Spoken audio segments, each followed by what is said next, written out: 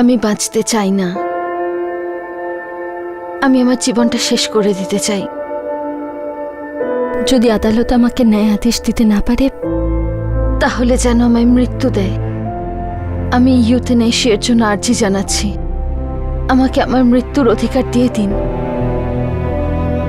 আমি কোর্টের কাছে অ্যাপিল করছি, আমাকে মরতে দিন।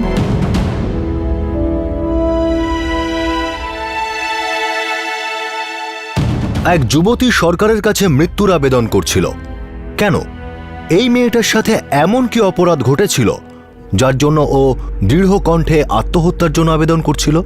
11 বছর আগে 2003-এ ধানবাদ, ঝাড়খণ্ড, এই মিতালি দাস মেয়েটা একটু অন্যরকম ছিল। ওর শিরায় শিরায় ছিল উৎসাহ আর প্রত্যাশা। ও সবার চোখের মণি ছিল, আর মিতালির চোখে ছিল স্বপ্ন, যাকে সম্পূর্ণ করার জন্য ও সিদ্ধান্ত নিয়েছিল।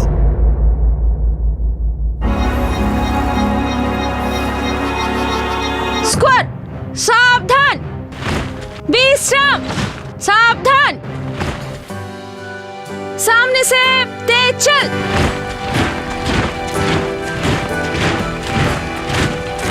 Squad salute.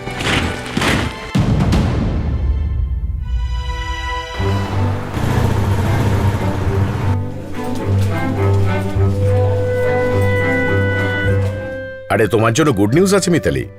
Good news? কি গুড নিউজ স্যার? তোমার ফার্স্ট ইয়ার আর সেকেন্ড ইয়ারের ফার্স্ট সেমিস্টারের একাডেমিক পারফরমেন্স আর তোমার ওভারঅল পারফরমেন্সকে দেখে কলেজ বোর্ড এই সিদ্ধান্ত নিয়েছে যে তোমাকে অনার্স কমপ্লিট করার জন্য ফুল স্কলারশিপ দেওয়া হবে। Thank you sir, thank you so much. আমরা নোটিস করেছি যে তোমার ইন্টারেস্ট সোশ্যালজিতেই বেশি আছে, আর এনসিসিতেও তুমি এগিয়ে আছো। তাহলে তোমার ফিউচার প্ল্যান কি? আইএএস না আইপিএস? আমি এখনো অত কিছু ভাবিনি স্যার, শুধু এইটুকুই ভেবেছি যে এরপর সোশিওলজিতে মাস্টার্স করব আর তারপর পিএইচডি। মিতালি, যখনই তোমার কোনো রকম প্রয়োজন পড়বে এই কলেজ সবসময় তোমার পাশে আছে। আমার উপর ভরসা করার জন্য thank you again sir. Sir, আমি আপনাকে কখনো হতাশ করব না। That's good.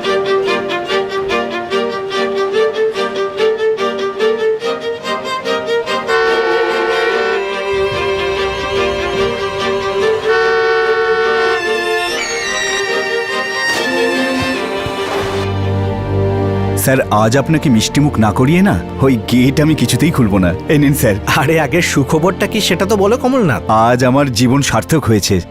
আমার বড় মেয়ে মিতালি কলেজ থেকে স্কলারশিপ পেয়েছে। আরে বাহ। এই কারণে নয় যে ও গরিবের মেয়ে, বরং এই কারণে যে ও সমস্ত বিষয়ে প্রথম হয়েছে। বা এ তো দারুণ খুশির কথা কমলনাথ। তোমার মেয়ে মিতালি না অনেক দূর যাবে। ধন্যবাদ স্যার। আমি তো এটাই বলি, এইরকম মেয়ে সব বাড়িতেই হোক।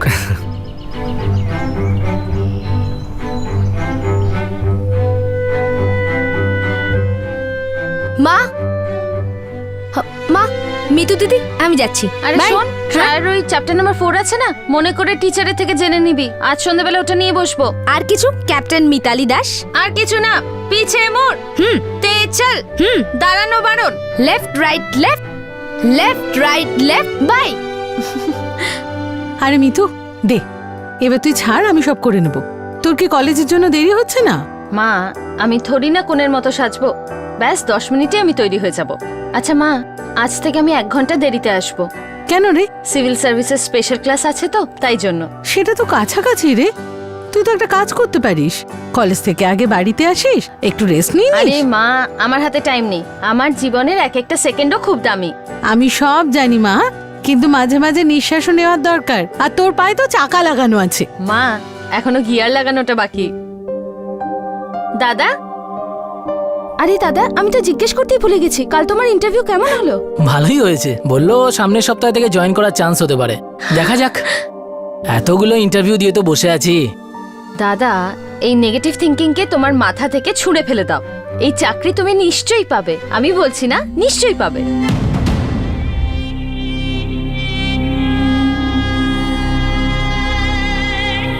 মিতালি, তোমার এটা কেন মনে হচ্ছে যে কোর্ট তোমাকে এত বড় পদক্ষেপ নিতে দেবে? আফটার অল সুইসাইড একটা অপরাধ মিতালি দেবী, আইনত অপরাধ। অপরাধ? আমার সাথে যা হয়েছে সেটা তাহলে কি? আজ আমি সমস্যায় আছি, আমার পুরো পরিবার সমস্যায় আছে। আমি জানি না যে অপরাধটা কি। আপনারাই বলুন, অপরাধটা ঠিক কি?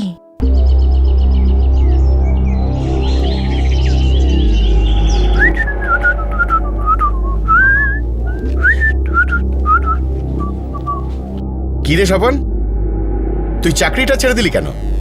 ওটা আমার ভালো লাগেনি বাবা। তোর ভালো লাগে? শালা এই চাকরির জন্য আমাকে নাকে খত দিতে হয়েছিল শেঠজির সামনে, হাতে পায়ে ধরতে হয়েছিল, আর তোর এই চাকরি ভালো লাগে? তো আমি বলেছিলাম নাকি? আর এমনিতে ওই সেট আমায় আমার যোগ্যতা অনুযায়ী টাকা দিচ্ছিল না। আসলে ও আমাদের স্ট্যান্ডার্ডের নয়। আমরা তোমার স্ট্যান্ডার্ড ধুয়ে জল খাবো? হ্যাঁ শালা, 22 বছর বয়স হয়ে গেছে, কোনো রকম কোনো কাজে লাগিস না, আর কথা বলি স্ট্যান্ডার্ডের। খুব তাড়াতাড়ি জেনে যাবে তুমি আমি কি করতে পারি। পাড়ার মোড়ে আড্ডা দেওয়া আর বাবার হোটেলে খাওয়া ছাড়া আর কিছু তো দেখতে পাচ্ছি না। 3 বছর ধরে যখন কিছু করেনি তো এখন কি করবে? মা, আমার খারাপ লাগছে না, কারণ আমি জানি তুমি আমাকে খুব ভালোবাসো। আর সেই কারণেই তোর জন্য ভেবে ভেবে আমরা দুজন সারা রাত কাঁদি। বাবা, আমাদের যা করা ছিল এই জীবনে আমরা করে ফেলেছি, এবার তুমি কিছু করে দেখাও এই জীবনে, টাইম থাকতে বোঝাও একে। শুনলে মা, বাবা কি বলল? সব জিনিস টাইম টু টাইম হওয়া উচিত। আপাতত চা খাওয়ার সময় একটু চা হবে নাকি? এ রাম, বৌদি এসছে তোর? আরে এখনো কোথায় দাদা, এখনো তো জ্ঞানের মন্দির মানে কি কলেজ খুলতে দেরি আছে। তা ভালো কথা, অপেক্ষা করি। আরে অনেক অপেক্ষা করেছো দাদা, 6 বছর ধরে তো আমি তোমাদের লুকোচুরি দেখছি। একটা কথা বলবো দাদা, আজ মনের কথা বলেই ফেলো। এই শার্টে ভালো লাগছে না আমাকে? হ্যাঁ, অদ্ভুত কথা বলছো দাদা তুমি। আরে আমাদের হবু বৌদি কি পর নাকি? সে তো নিজের লোক। আমি হলফ করে বলতে পারি ছোটবেলা থেকে তোমাকেই পতি পরমেশ্বর ভেবে চলেছে, শুধু অপেক্ষা করছে যে কবে তুমি প্রথম কথাটা বলো। ওই দেখো সাক্ষাৎ বৌদি। একটা কথা বলবো দাদা, আজ নিজে প্রেমের পিস্তলটা চালিয়েই দাও। ধায় ধায় ধায় ধাই ধাই ধাই। মিতালি, কেমন আছো স্বপন? ঠিক নেই, 104 জ্বর আমার। তোমার ভালোবাসার। কি আজে বাজে বলছো? সত্যি বলছি। দেখো স্বপন, আমার একদম এসব আজে বাজে কথা ভালো লাগে না। আজে বাজে? মিতু, ভালোবাসা কবে থেকে আজে বাজে হলো? আরে গত 6 বছর ধরে তোমাকে ভালোবাসছি আমি, তোমাকে কত লাইক করি, কত পছন্দ করি, তুমি ভাবতেও পারবে না। মিতু, আমাকে বিয়ে করে নাও। পাগল হয়ে গেছো নাকি? আজকের পর থেকে তুমি আমার সঙ্গে কথাও বলবে না। যদি আমার রাস্তায় আরেকবার আসার চেষ্টা করো তাহলে ভালো হবে না। ভালোবাসায় কি অদ্ভুত লাফড়া, রিজেক্ট তো করলো আবার ইনসাল্টও, দুটো আঘাত দিল তোমাকে। পাড়ার এক বেকার অলস নিষ্কর্মা যুবক স্বপন মিতালিকে প্রেম আর বিয়ের প্রস্তাব দেয়, কিন্তু মিতালির মনে সেই ছেলেটার জন্য বিন্দু মাত্র কোনো ফিলিংস ছিল না। মিতালি কোনো কথা না বাড়িয়ে ছেলেটাকে সরাসরি না বলে দেয়, কিন্তু এই রিজেকশন স্বপনের মেয়ে লিগোর উপর অ্যাসিডের মতো কাজ করে। তোমরা কি সোজা কথাটা বুঝতে পারো না? হ্যাঁ, এবার আপনি মিষ্টি কথায় বুঝছেনই না। Swapan da very much loves you বৌদি। Shut up idiot. Hey Mitu, তোমার এই বিউটি নিয়ে তো দেমাগ দেখিও না। এই যৌবন আর সৌন্দর্য মাত্র 4 দিনের, যা চিরকালে তা হলো ভালোবাসা। তাও প্রকৃত ভালোবাসা, যেটা আমি তোমার সঙ্গে করি, অনলি আমি। আমার কথা মেনে নাও, তোমার লাইফ হয়ে যাবে। থ্যাংক ইউ সো মাচ, কিন্তু আমার তোমার ওপর, তোমার লাইফের ওপর বা তোমার কোনো জিনিসের ওপর কোনো ইন্টারেস্ট নেই। তাহলে বলো না কার প্রতি তোমার ইন্টারেস্ট? আরে নাম তো নাও, এক্ষুনি পুঁতে ফেলবো এখানে। মেনে নাও না বৌদি, স্বপন দা সোনার ছেলে, সোনার। আরে আমার মতো পুরো ধানবাদে কেউ নেই, পাটনা, দিল্লি, মুম্বাই কোথাও নেই। বিদেশে চলে যাও, সেখানেও পাবে না। তুমি শুধু আমার। এর এই অহংকার একদিন এমন ভাঙবো না যে সারা জীবন শুধু কাঁদবে। কিরে, কি ডিলিং বাজি করছিস? প্রেমের নৌকো ডুবতে চলে যাওয়া যায় দা। স্বপন দা যেই না নিজের ভালোবাসার কথাটা বলেছে, মিতালি বৌদি ওভার স্মার্ট সাজছে। আরে ও কলেজের একদম টপ স্টুডেন্ট, আমি খোঁজ নিয়েছি, সব বিষয় একবারে ব্রাইট। আর তোমরা দুজন বেশি হিরো হতে যেও না। ওই ম্যাডাম এনসিসিও করে, 1 কিলো জুতোর ওজন ঘুরিয়ে একটা দিলে না, এখানে লেফট রাইট হয়ে যাবে দুজনে। তাহলে কি করব? চুরি পরে বাড়িতে বসে থাকবো? কিন্তু দাদা একটা জিনিস সহ্য হচ্ছে না, যখন ইংরেজিতে গালি দেয় না মাথা গরম হয়ে যায় মাইরি বলছি। আরে কি বলছিস তুই? আরে আমার তো দারুণ লাগে যখন ইংরাজিতে গালি দেয়, মায়ের দিব্যি, মনটা একদম নেচে ওঠে। মন তো এবার এর নাচবে, এমন ঝটকা দেব না পুরো লাইফটা নড়ে যাবে সালের। থিওরেম বুঝতে পেরেছিস? একটু টাফ কিন্তু ভালো লাগছে।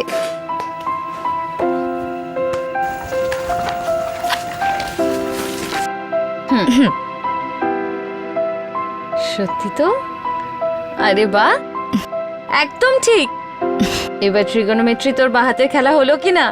টপ করবি তুই। আমি তো সব সাবজেক্টে টপ করতে চাই, তোমার মতো স্কলারশিপটাও পেতে হবে। হ্যাঁ, পাবি, অবশ্যই পাবি। আরে আমি তো চাই তোরা খুব পড়াশোনা কর, বড় মাপের অফিসার হ।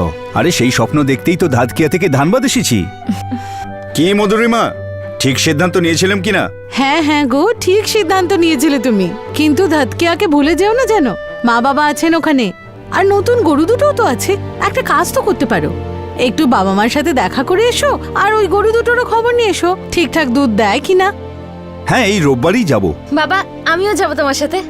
আমিও যাব। দাদু ঠাম্মার সাথে অনেকদিন দেখা হয়নি।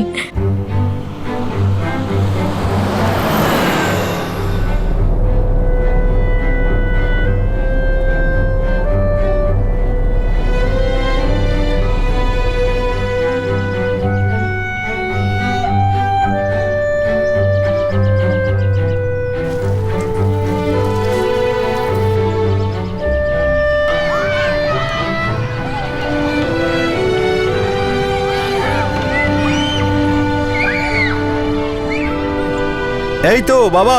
ঠাম্মা, আরে কেমন আছো? কি খবর বলো? কেমন আছো তুমি? বেঁচে থাকো বাবা। মা কেমন আছো? কেমন আছো দাদু? কেমন আছিস আমরা তোরা? ভালো আছি।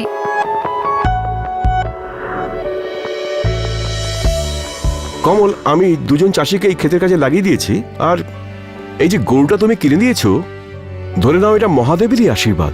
বাবা, ভগবানের অনেক আশীর্বাদ আছে আমাদের উপর, আর তোমার দুই নাতনির উপর না সরস্বতী মায়ের ডাইরেক্ট আশীর্বাদ আছে। কলেজ এই বছর মিতালিকে ফুল স্কলারশিপ দিয়েছে। দুই নাতনিকে দেখবে, আমাদের বংশের মুখ উজ্জ্বল করবে। আমি উপর থেকে ওদের আশীর্বাদ করে যাব। দেখো বাবা, এরকম উপরে যাবার কথা আর বলবে না, ঠিক আছে? তোমাকে আর মাকে আমাদের সঙ্গে ধানবাদ শহরে যেতে হবে, দুই নাতনিকে আশীর্বাদ দিতে হবে ওদের বিয়ের জন্য। আরে না না বাবা, আমি গ্রাম ছেড়ে যেতেই পারবো না। তুমি যদি চাও এই জমি বেচে দাও, পড়াশোনার বিয়ের ব্যাপারে কাজে আসবে। কিন্তু বাবা, আমি এই গ্রাম ছেড়ে যাব না। কেন বাবা? সত্যি কথা বলতে কি, শহরের জীবনে আমি ঠিক অভ্যস্ত নই, আর ওখানকার জীবন তো। কমলনাথ বাবু, আপনি কি আপনার মেয়েকে আত্মহত্যা করার অনুমতি দিচ্ছেন? আমরা আমাদের মেয়ের যন্ত্রণা দেখতে পাচ্ছি না, আমরা ওর জন্য কিচ্ছু করতে পারছি না। আপনি আমাকে প্রশ্ন করছেন যে আমরা ওকে আত্মহত্যার অনুমতি দিচ্ছি কিনা? অবশ্যই না। আমরা চাই যে ও নিজের জীবনটা যেন ফিরে পায়, আর যেন ন্যায় বিচার পায়। কিন্তু মিতালি দেবী ইউথেনেশিয়া কেন চাইছেন কমলনাথ বাবু?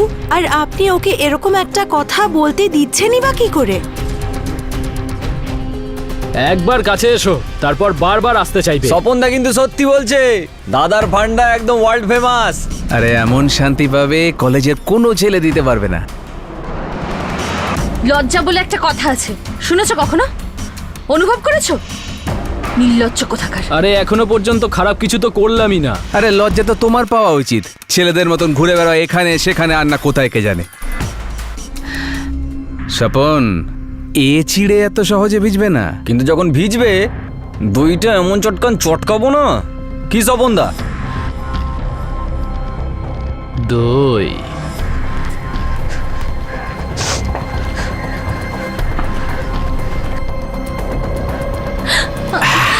লাগা চুনরি में दाग छुपाओ कैसे, লাগা চুনরি में दाग छुपाओ कैसे। আমার ওন্নাটা আমায় দাও। বলছে আমার ওন্নাটা আমায় দাও।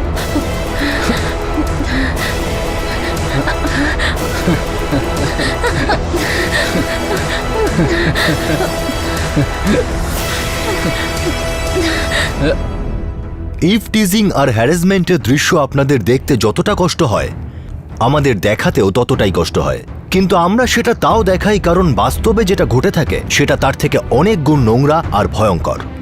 এটা একটা কলঙ্ক প্রশাসনের, আইনের আর সেই সমস্ত সংস্থার যাদের বানানো হয়েছে মেয়েদের জীবনকে সুরক্ষিত আর উন্নত করার জন্য। এই সমস্ত সরকারি সংস্থাগুলো একসঙ্গে মিলে মেয়েদের এই হ্যারাসমেন্টকে আটকাতে পারে না। সাম্প্রতিককালে রাঁচিতে আর কাশ্মীর ভ্যালিতে ফতোয়া জারি করা হয়েছে যে মহিলারা জিন্স পরতে পারবে না, মহিলারা মোবাইল ফোন ব্যবহার করতে পারবে না। একটু ভেবে দেখুন।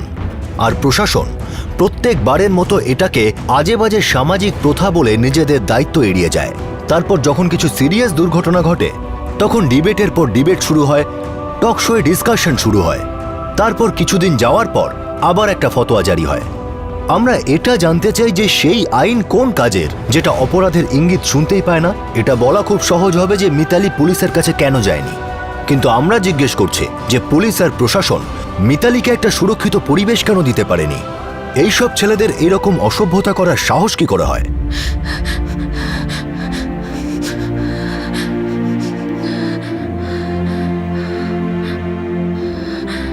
মিতালি, কোনো সমস্যা আছে কি? মিতালি, কি হয়েছে? কেউ কিছু বলেছে নাকি? কি হয়েছে রে? বল না। কি হয়েছে বল দিদি? না। মিতু দিদি কি হয়েছে? মিতালি, বল না মা। কি হয়েছে দিদি? বল না, বল না রে।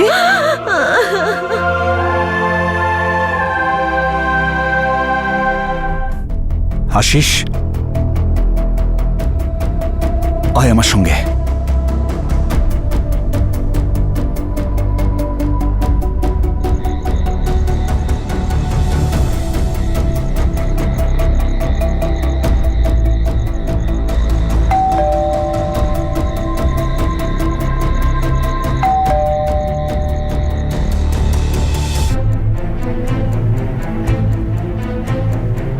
এত বছর ধরে এলাকায় আছি, ভেবেছিলাম যে ভদ্রলোকেরা এখানে বাস করে। কমলনাথ বাবু, আমরা কথা বলবো স্বপ্নের সঙ্গে, কিন্তু এ কথাও বলি যে আপনার মেয়েও শুধু শুধু ব্যাপারটাকে তিলকে তাল করে দেখছে।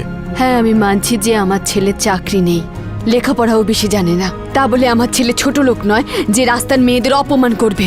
আরে কাকিমা, এটা কি প্রথমবার হলো নাকি? এরা তো মৃত্যুকে বহুদিন ধরে উত্ত্যক্ত করছে।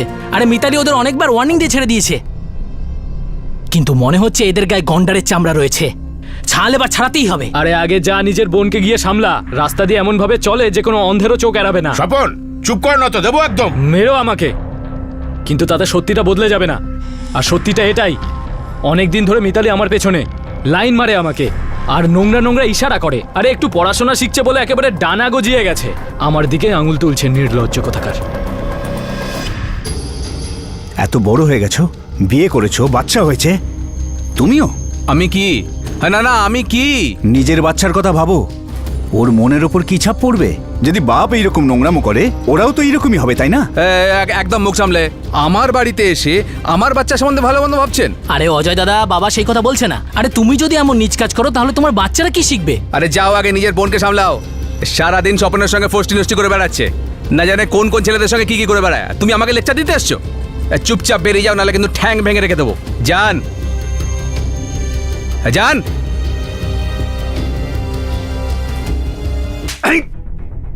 বাবা, আমি এরকম কিছুই করিনি, এরা মিথ্যে বলছে। দেখ রাম, এখনো ছোট আছিস তুই, এখনো শুধরানোর সময় আছে। ওই ফালতু ছেলেদের সাথে ঘুরলে না তুইও ওদের মতো চ্যাংড়া হয়ে যাবি, বুঝলি? তুমি আমার চিন্তা ছেড়ে নিজের বোনকে সামলাও। বাড়ি থেকে বেরোলেই জামা কাপড়ের স্টাইলই চেঞ্জ হয়ে যায়। ছেলেদেরকে উস্কাতে ভীষণ ভালোবাসে তোমার বোন। রাম, নিজের মুখ সামলা কিন্তু। দেখো, তোমার যা বলার ছিল তুমি বলে দিয়েছো। এবার আমার ছেলেকে যা বোঝানোর আমিই বোঝাবো। শুধুমাত্র বুঝিয়ে কিচ্ছু হবে না, ওকে শোধরান, এবং আজ থেকেই, নইলে ভবিষ্যতে এমন কিছু হতে পারে যাতে আপনাকে আফসোস করতে হতে পারে। সেটা আমরা দেখে নেব। তোমাদের বাড়িতে বসে খায় না যে তোমাদের এত চিন্তা হচ্ছে। যদি শোধরাতেই হয় নিজের বাড়ির মেয়েকে গিয়ে শুধরাও আগে। আমাদের বাড়িতে এত নাক গলানোর দরকার নেই কোনো।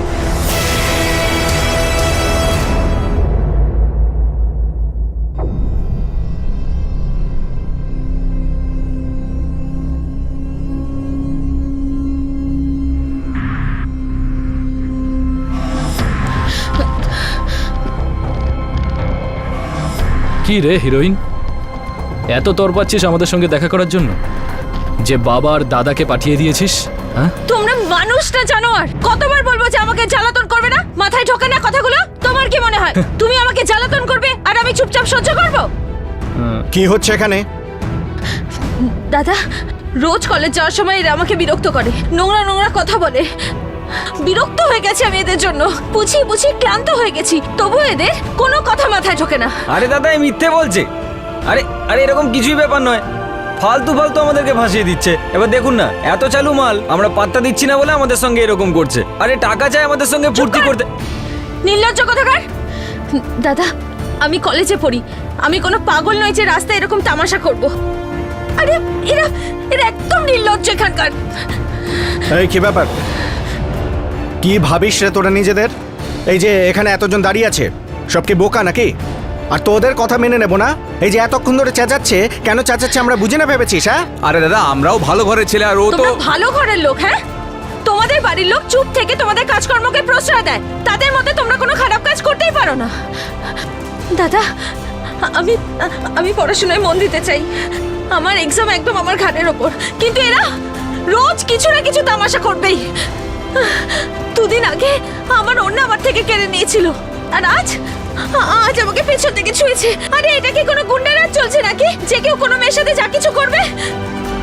এই যে রোমিওরা, এর পর থেকে এই মেয়েটার দিকে যদি চোখ তুলে তাকাস তো এখান থেকে সোজা থানায় টেনে নিয়ে যাবো রে।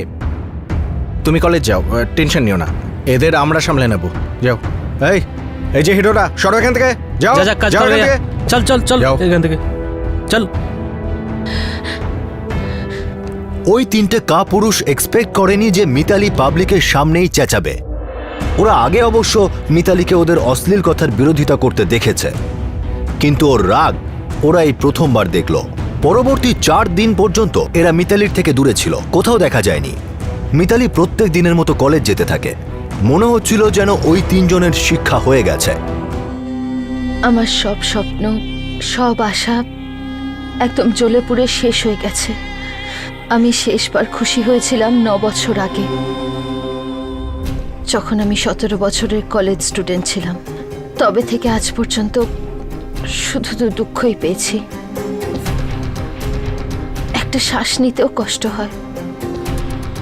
যদি আমি আমার কষ্টটা কমাতে চাই, আমার শ্বাসটাকে বন্ধ করে দিতে চাই, তাহলে আইনের কি অধিকার যে আমাকে আটকায়?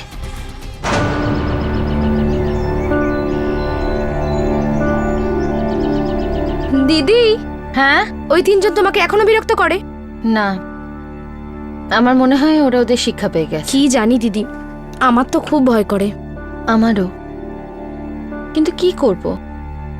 সোশিওলজিতে এত বড় বড় কথা শিখেছি, মানবতার বিকাশ, একটা দেশের সোশ্যাল ইথোস, অস্তিত্ব, কিন্তু বাস্তবটা কত অন্যরকম না? কি নোংরা! প্রোগ্রেস না শুধু টেকনোলজিতেই হয়েছে, কিন্তু আমাদের দেশ, আমাদের বিচার আজও পিছিয়ে রয়েছে। মানুষ একদম জন্তু হয়ে গেছে, আর কিচ্ছু বদলাবেও না। সারা জীবন ধরে এই দেশ ভগবানের ওপর নির্ভর করেই চলছে। দেখ, কাউকে তো চেষ্টা করতেই হবে। আমরাও জানি, আমরাও চিন্তা করি, তবেই এই দেশের কিছু হবে।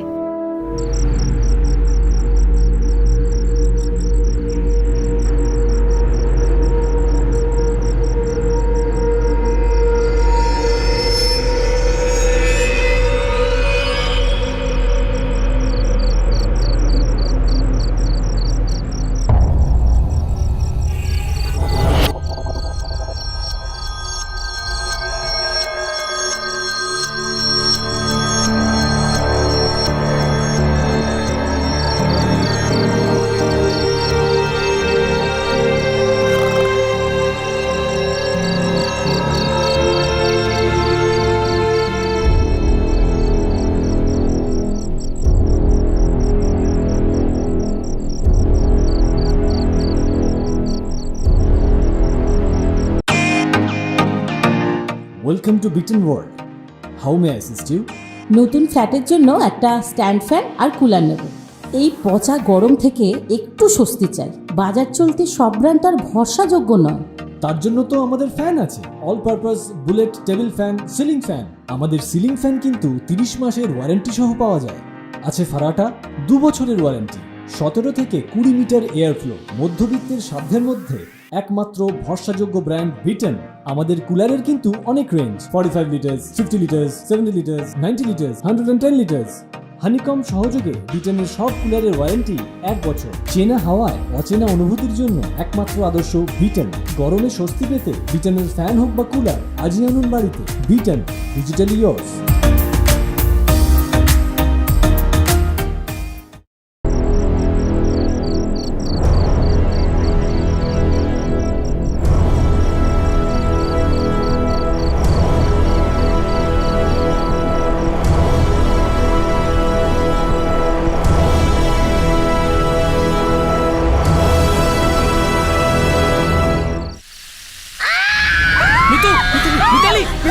কি হয়ে গেল?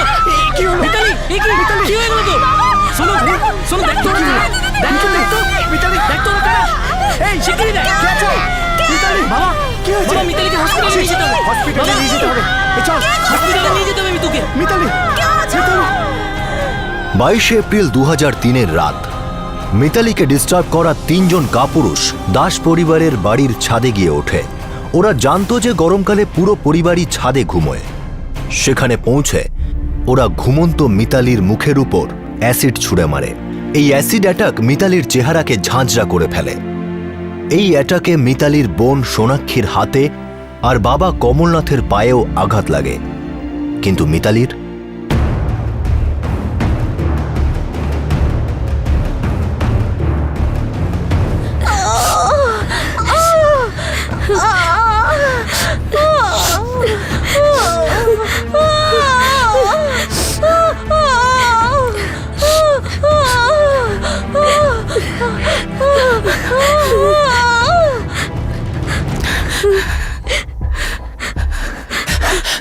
ডাক্তারবাবু, আমার মেয়ে কেমন আছে?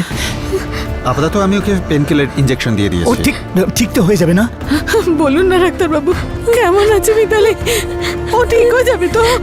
এই মুহূর্তে মিতালির শারীরিক কন্ডিশন খুব খারাপ, যা বলার কালকে বলতে পারবো। সামনে নিজেকে, আপনার পায়েও তো চোট লেগেছে। ডাক্তারবাবু, আমি ঠিক আছি। আমার মেয়ে ঠিক তো হয়ে যাবে, তাই না? কি করে দিলে ওরা আমার মেয়েকে?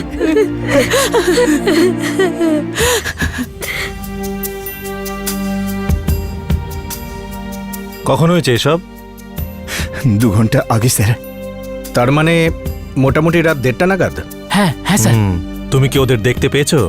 স্যার, মিতালির চিৎকার শুনে আমরা উঠে পড়ি, আর তারপরে মিতালির যে অবস্থা হয়েছিল না, ওটা দেখতে গিয়ে আর কিছু দেখা হয়নি স্যার। মিতালির মুখটা না, আর মুখ নেই স্যার, গলে যাওয়া মাংস। আমরা হতবাক হয়ে গেছিলাম, কিচ্ছু দেখতে পারিনি। কিন্তু আমার ছোট মেয়ে সোনাক্ষীর হাতের উপরেও অ্যাসিড পড়েছিল। ওই ওদের পালাতে দেখেছিল।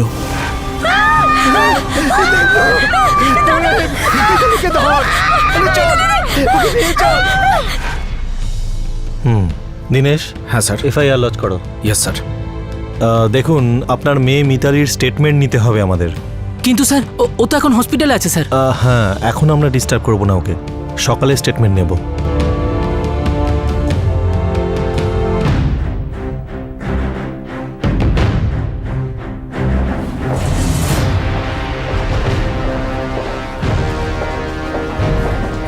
সরি ইন্সপেক্টর, মিতালি এই মুহূর্তে স্টেটমেন্ট দেওয়ার অবস্থায় একেবারেই নেই।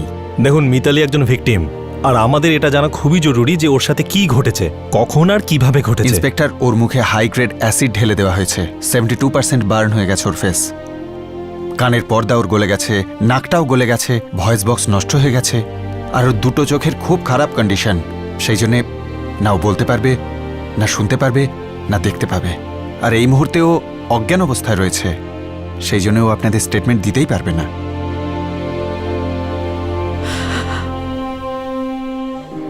আপনার ছোট মেয়ে সোনাক্ষী, ও তো 3 জনকে দেখেছে, আমরা ওর স্টেটমেন্ট নেব।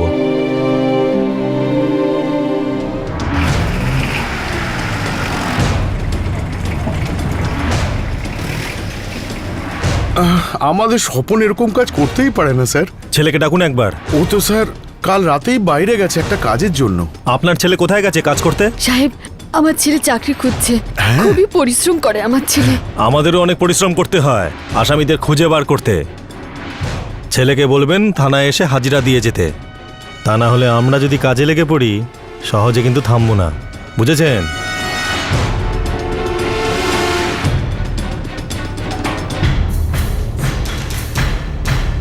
স্যার, প্রতিবেশীরা বলছিল যে অজয়রা বাড়ি লক করে চলে গেছে। খোঁজ নাও কোথায় গেছে। স্যার, আমার মনে হচ্ছিল বিবাহিত লোক এরকম কাজ করবে কি? আপনার ছেলের বয়স মাত্র 17 বছর আর আপনাদের না বলেই চলে গেছে। স্যার আপনি তো জানেন স্যার 17 বছরের ছেলেরা কি রকম হয়, আপনি তো জানেনই স্যার। সাহেব, আমাদের বাড়ির ছেলে কারোর উপরে অ্যাসিড ফেলতে পারে না, ও তো বাচ্চা। বাচ্চা হলে বড়দের সাথে মেলামেশা করছে কেন? যাই হোক, বাড়ি ফিরলে থানায় নিয়ে আসবেন। স্যার আপনাকে একটা কথা বলার ছিল। ওই যে ওই মেয়েটা না, ওর অনেকগুলো ছেলে বন্ধু আছে স্যার। আমার মনে হয় কি ওই ছেলেদের মধ্যেই কোনো একজন ছেলে এই অ্যাসিড কাণ্ডটা ঘটিয়েছে। আমার ছেলের নামটা এর মধ্যে শুধু শুধু জড়ানো হচ্ছে স্যার। ও এটা করতেই পারে না স্যার, ও অনেক ছোট স্যার।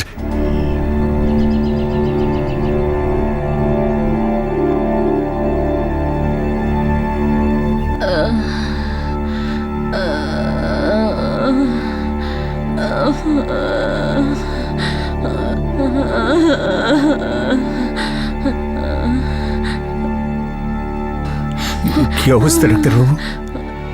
দেখুন, একটা কথা আপনাদের আমি পরিষ্কার জানাতে চাই। কি হয়েছে? মিতালির শারীরিক কন্ডিশন দিন দিন খারাপের দিকে যাচ্ছে, আর আমাদের বার্নস ওয়ার্ডের যে অবস্থা তাতে এখানে ওর পুরোপুরি ট্রিটমেন্ট সম্ভব নয়। তাহলে এখন কি করব? মানে আপনি কি করতে বলছেন? ওকে কোনো নামকরা হসপিটালে নিয়ে যান। কিন্তু কোথায়? আপনারা বোকারা হসপিটালে নিয়ে যান না, ওখানের বার্নস ওয়ার্ড খুব ভালো শুনেছি। ওখানে স্পেশাল ট্রিটমেন্ট পাবেন, স্পেশালাইজড ফ্যাসিলিটি পাবেন। দেখুন, যত তাড়াতাড়ি সম্ভব মিতালিকে বোকারা হসপিটালে শিফট করুন।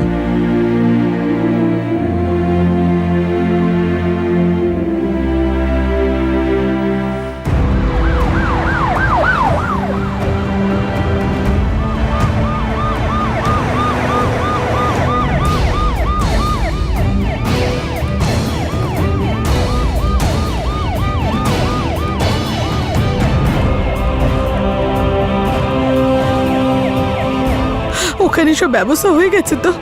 তুই মামার সঙ্গে কথা বলেছিস তো? আমি না, বাবা কথা বলেছিলেন মামার সাথে আর বলেছেন যে সব ব্যবস্থা হয়ে গেছে। আরে তুমি চিন্তা করো না মা, সব ঠিক হয়ে যাবে।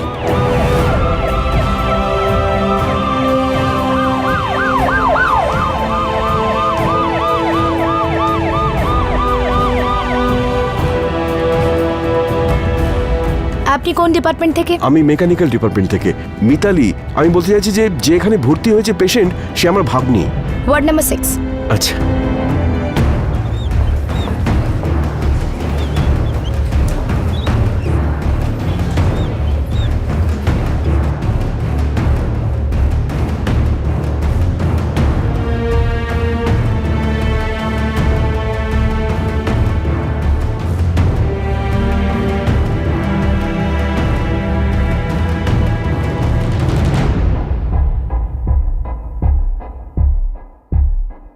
আমার মিতালির রিপোর্টগুলো যত তাড়াতাড়ি সম্ভব চাই। এখন অবস্থা কেমন? দেখুন, আমি আপনাদের সবাইকে বলছি যে মিতালির অবস্থা খুবই সিরিয়াস। কিন্তু ঠিক তো হয়ে যাবে না? এটা কয়েকটা দিন, সপ্তাহ বা মাসের ব্যাপার নয়। আমাদের সবাইকে আর মিতালিকেও অনেক দিন ধরে লড়তে হবে। এর মধ্যে যে কোনো কিছুই হতে পারে, কোনো গ্যারান্টি দিতে পারছি না। শুধু এটুকুই বলছি যে আজকে, এমনকি এখন থেকে ট্রিটমেন্ট শুরু করছি। একটা করে দিন যাবে, আমরা বিশ্বাস রাখব। এর থেকে বেশি অ্যাকচুয়ালি আমরা কিছুই করতে পারি না।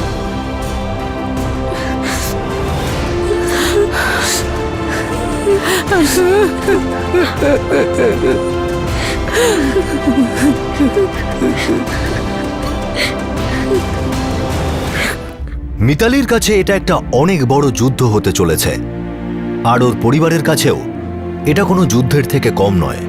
72% পুড়ে গিয়েছিল, মাথা থেকে শুরু করে বুক পর্যন্ত পুড়ে গিয়েছিল। ও ছোট বোন সোনাক্ষী একটুর জন্য বেঁচে যায়। এই 3 জন ক্রিমিনাল একটা মেয়ের না শুনতে পারল না, আর তার পরিবর্তে 17 বছরের মিতালিকে এত ভয়ঙ্কর শাস্তি দিল। এই 3 জন তারপর পালিয়ে গিয়েছিল। যার জীবনে অনেক স্বপ্ন ছিল। উৎসাহ আর উদ্দীপনায় ভরপুর স্কলারশিপ স্টুডেন্ট মিতালি তখন নিজের জীবনের জন্য লড়ছিল বোকারো হসপিটালের আইসিইউতে। মিতালির প্রত্যেকটা শ্বাস যেন ছিল এক একটা কাতর দীর্ঘশ্বাস। 2003 থেকে শুরু করে 2012 পর্যন্ত পুরো 9 বছর মিতালি শুধু কাতর দীর্ঘশ্বাস ফেলতে থাকে। কাল আমরা আপনাদের দেখাবো এই কেসটার দ্বিতীয় তথা শেষ ভাগ, কাহিনী মিতালি আর তার পরিবারের, তাদের যন্ত্রণার, তাদের আত্মসম্মানের।